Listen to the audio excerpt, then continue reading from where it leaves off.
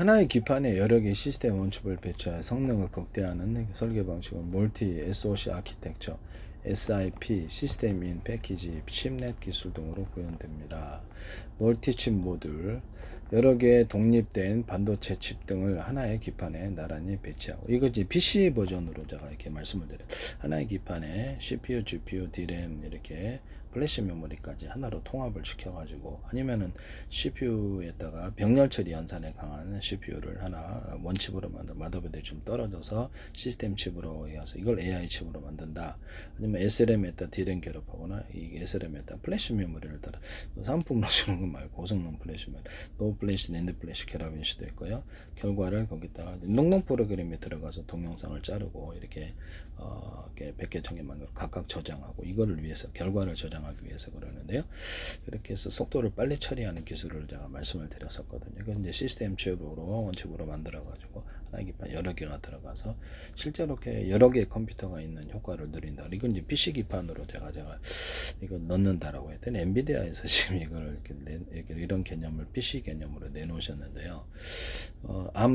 어떤 CPU하고 그다음에 블랙엘인가? 네, 그래서 그거 뭐 어떤 GPU하고 해가지고 합해서 디램까지 시스템 디램까지 해가지고 그 방식을 좀 넣어놓으셨는데, 그걸 하시려는 거 아닌가 모르겠네요. 그래서 하나가 아니라 여러 개가 컴퓨터처럼 이렇게 대장 컴퓨터는 용량이 큰 놈이 대장 컴퓨터고 5개, 10개짜리가 하나의 기판에 들어가가지고 지휘를 하는 거, 각각의 컴퓨터를 이렇게 연산 처리 결과도 분산해서 이렇게 하고, 동영상하고도 100개, 1000개, 만개로 쪼개서 각각 저장하고 같이 이렇게 협동해서 하거나 각각의 독립된 일도 할 수 있고요.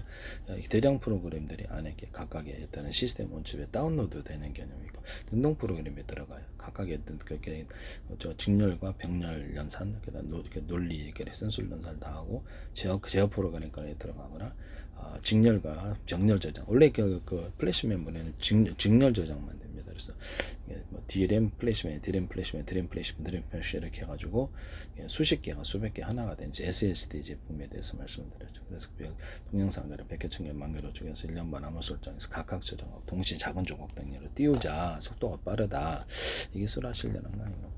어쨌든 이렇게 돌아가는 이런 시스템이라면 이건 제 방식이다라는 것에서 엔비디아가 왜 이런 시스템 원칙을 하시는지 PC용으로 내놓으셨는데 제 기술을 하려고 그러는 건가라는 생각이 듭니다만은 알게 되겠죠.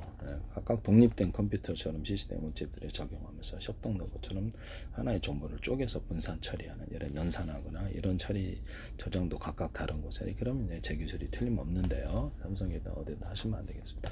어쨌든 엔비디아가 이 시스템 원칩을 내놨다. 근데 이게 아무리 봐도 제가 HBM 기술에서도 제 기술을 의심하고 있다라고 말씀드린 HBM에서 플로팅 게이트 들어가더라도 결과를 저장하고, 능동 프로그램 들어가서 동영상계를 100개, 1000개, 만개를 쪼개고 암호 설정을 하고, 그래서 각각 따로 저장해서 작은 조각 단위를 띄우는 이 기술에 대해서 말씀을 드렸는데, 아예 적극적으로는 이렇게 HBM과 플래시 메모리, 고성능 낸드 플래시, 노 플래시 결합된 제품이거나, 플래시 메모리 안에 특정 어떤 부분, 플래시 메모리 다운로드, 업로드 기능 권한을 아예 줘가지고, HDD나 SSD 같은 데들 통신칩 줘가지고 전화로 스마트폰이나 데스크부터 곧바로 전화 영상통화 방식으로 보낸다.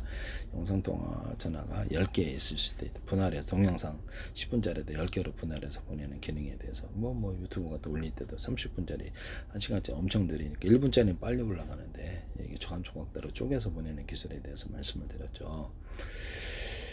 그래서 이런 부분을 말씀을 드렸는데, 그래서 이 향후 통신칩이 이렇게 이런 시스템 원칩에 들어간다면 여기다가 곧바로 저장을 할 수 있어요. 그래서 엔비디아가 이것까지도 하려는 게 아닌가라는 좀 의심이 조금 드는 상황인데요. 그러니까 이건 하시면 이제 저는 이제 미리 이제 하시면 이제 문제가 된다라는 말씀을 드리죠. 제 개념이 이제 다 들어가는 건데, 그렇게 되면 HBM에서도 어떤 플로팅 게이트 개념 결과를 저장하거나 분산 저장하거나 다시 작은 조각들을 띄우는 기술이 들어간다면 능동 프로그램으로 동영상을 자르고 수천 개로 이렇게 다시 암호 설정을 해서 작은 조각들을 띄우는 이 기술에 대해서 저장 때부터 이렇게 여러 조각으로 10군데, 20군데, 100군데 저장해서 작은 동안 동시에 떼어버리는 이런 기술에 대해서 말씀을 드렸는데, 하시면 제 기술이 되겠다. 수많은 컴퓨터, 대장 컴퓨터 있고, 대장 컴퓨터가 시스템 원칩들이 하나, 둘, 셋, 넷, 다섯, 10개 이렇게 해갖고, 그 지휘를 하는 거예요. 분할해서 연산하고 다 합혀주고, 이런 기능을 가졌다면 제기술이라는 거죠. 각각의 독립된 그 역할도 하고, 이런 CPU의 대장 프로그램들이 다운로드 들어갈 수도 있어요. 네네. 지금의 플래시 메모리는 직렬 저장밖에 안 됩니다. 그래서 디램 캐시, 플래시 메모리, 디램 캐시, 플래시, 디램 이거 수십 개가 이렇게 조각대로 돼가지고 각각의 독립된 컴퓨터를 활동하고 능동 프로그램에 들어가서 그 안에서 직렬 저장, 병렬 저장, 증명 변성량, 돌리, 산술 연산하고 이렇게 해서 제어까지도 할 수 있다. 이것이 다시 결과를 작은 조각 단위로 저장했다가 이렇게 띄운다라고 이 개념을 주시면 제 기술이 되겠습니다. 플로팅 게이트도 대중소 들어간다. 이렇게 정보용할 때 나 50% 저장할게, 너 20%씩 저장, 이런 개념도 나올 수 있다. 통신칩도 5개 이렇게 TR 모듈, ASR 모듈 5개가 하나가 되어서 각각의 서로 다른 방향의 전파를 잡거나 하나의 전파를 잡아서 정보를 나 50% 할게, 너 10%씩 해서 다시 결과를 합산하는 기능도 주거나 통신칩에 아예 그냥 어떻게 디램 캐시나 디램 플래시 메모리 결합을 넣어줘서 어떻게 분산, 직렬과 병렬 저장까지도 하고 AI 학습처럼 것을 이렇게 들어간다라고 말씀을 드렸는데요. 전력 반도체에도 이 기술이 들어간다. 그래서 전력 배분을 AI 학습처럼 학습을 하고 최적의 전력을 배분한다. 뭐 여기 10주, 20주, 30주 배터리가 20개 다른 온오프에서 각각 몇 개를 연결하느냐에 따라서 틀린 전기를 부분적으로 들어가는 전력 이런 것에 전력 반도체 안에 컨트롤러에 들어간다라고 말씀을 드렸는데요. 일단 그 엔비디아가 이걸 안 하시기를 바랍니다. 그래서 HBM에서도 제가 좀 의심을 하고 있다라고 말씀을 드립니다. 플래시 메모리는 보통 노 플래시, 낸드 플래시 결합일 수도 있지만 낸드 플래시 하나라도 다운로드 거기 안에 다운로드 업로드 기능을 갖다가 특정 권한을 설정해서 이렇게 보이는 당사자, 그래서 화면에 보이는 당사자는 얼굴이 이게 비밀번호가 되거나 이렇게 해서 암호 설정을 해서 그것을 이렇게 상주 프로그램을 넣고 지울 수 없도록 그냥 아예 그렇게 들어가는 기능, 삭제를 못하게 하는 기능에 대해서 다운로드 업로드 기능도 안 주고 해킹 프로그램 들어가서 못하게 하는 기술에 대해서 말씀을 드렸었죠. 그런 기능을 준다. 아니면 특정 구역에 있어서 그런 것을 절대 지울 수 없도록 그렇게 기능 자체를 아예 부여를 안 해가지고 상주 프로그램에 들어가서 노 플래시 역할을 시켜주는 거죠. 그런 기술에 대해서도 말씀을 드렸는데 디램 같은 데도 특정 작업을 할 때 정상 프로그램의 정상 활동이라 할때라도 디램 공간을 차지하지 못하기 위해서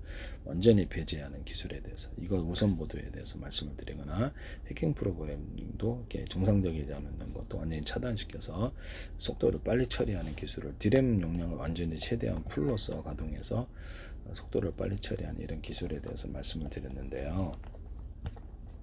하나의 기판에 여러 개의 시스템 원축을 배치해 성능을 극대화하는 설계 방식은 멀티 SoC 아키텍처, SIP, 시스템 원 패키지 칩넷 기술도 구현된다.